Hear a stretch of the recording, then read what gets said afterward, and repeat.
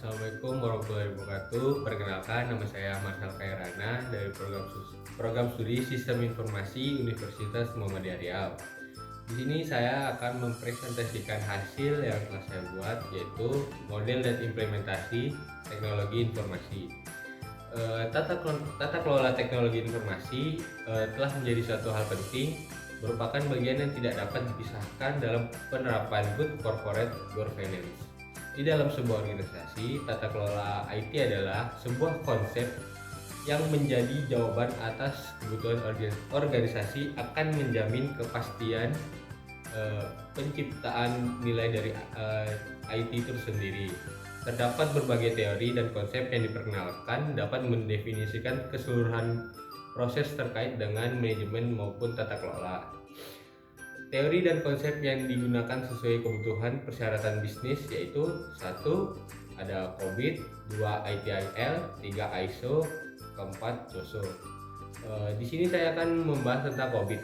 COBIT adalah Control Objective for Information and Related.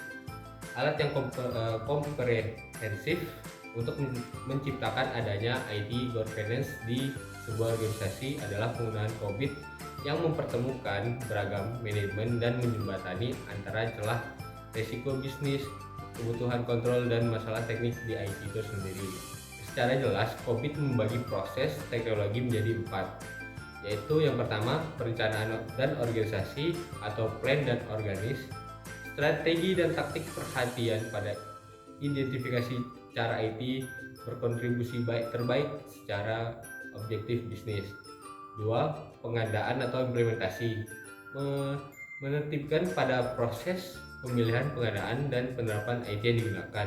3. Penyelenggaraan dan pelayanan. Di tahap ini, pelayanan IT didukung juga teknisi yang meliputi hal keamanan sistem, kesinambungan layanan, dan pelatihan dan pendidikan untuk pengguna. 4. Pengawasan dan evaluasi, menertibkan pada proses pengawasan pengelolaan TI pada organisasi di setiap kendali-kendali yang diterapkan pada proses IT itu sendiri. Berikut adalah manfaat penerapan COBIT secara kerangka tata kelola, yaitu A. Pengelarasan yang lebih baik berdasarkan fokus bisnis. Kedua, pandangan dipahami oleh manajemen IT. Ketiga, kepemilikan tanggung jawab yang jelas berdasarkan orientasi proses. Keempat, penerimaan umum dengan pihak. Ketiga, dengan regulator.